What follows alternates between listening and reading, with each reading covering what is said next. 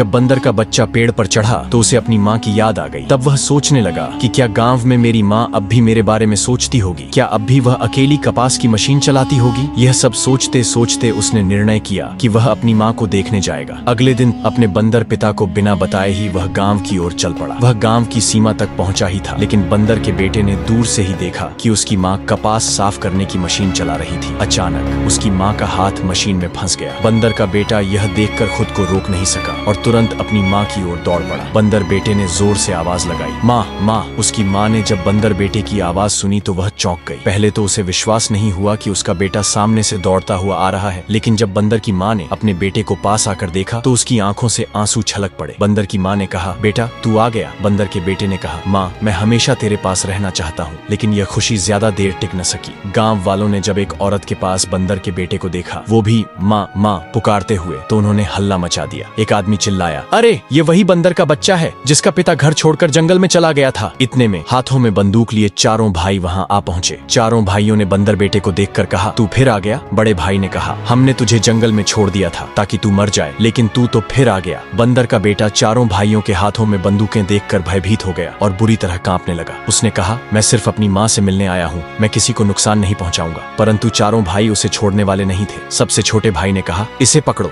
चारों भाइयों ने अपनी बंदूकें उठा ली और बंदर के बेटे की ओर तान दी। यह देखकर बंदर का बेटा बुरी तरह घबरा गया और सोचा कि अब उसे यहाँ से भागना ही होगा। बंदर का बेटा अपनी माँ की ओर अंतिम बार देखते हुए जंगल की ओर भाग गया। चारों भाई भी बिना देर किए बंदूकें संभालते हुए उसके पीछे दौड़ पड़े, लेकिन बंदर का बेटा बिना रुके भागता गया। कभी किसी ऊंचे पेड़ पर चढ़ता तो कभी लंबी छलांग लगाकर एक पेड़ से दूसरे पेड़ की डाल पकड़ लेता। भागते भागते बंदर का बेटा आखिर अपने पिता के पास जा पहुंचा। इधर चारों भाई जंगल में बंदर के बेटे को जितना खोजते उतना ही रास्ता भटकते गए। दिन बीते, महीने बीते, लेकिन बंदर बेटे का कोई अता पता नहीं मिला। कुछ दिन बाद जब बंदर का बेटा जंगल के एक बड़े बरगद के पेड़ के पास बैठा था, उसने एक सुंदर बंदरिया को देखा। बंदरिया की बड़ी बड़ी आंखें थीं और वह बहुत ही चंचल थी। बंदर के बेटे ने पूछा, कौन हो तुम? बंदरिया ने कहा, मैं जंगल की रानी हूँ। इतना बोलते ही चारों भाई जो उसे मारना चाहते थे बंदूक लेकर जंगल में पहुंच गए। बंदर का बेटा और बंदरिया दोनों ने भागने की कोशिश की, लेकिन चारों भाई हाथों में बंदूक लिए सामने खड़े थे। चारों भाइयों ने घेर कर कहा, अब नहीं बचेगा। मगर बंदर का बेटा डरा नहीं और बंदरिया ने पेड़ के ऊपर से बेल गिराकर चारों भाइयों को फंसा दिया। बंदर के बेटे ने कहा, मैंने कभी आप लोगों से नफरत नहीं की। यह सुनकर चारों भाइयों ने शर्म से अपना सिर झुका लिया और हारकर बंदर के बेटे से माफी मांगी। बंदर का बेटा मुस्कुराते हुए उन्हें माफ कर दिया। तो दोस्तों,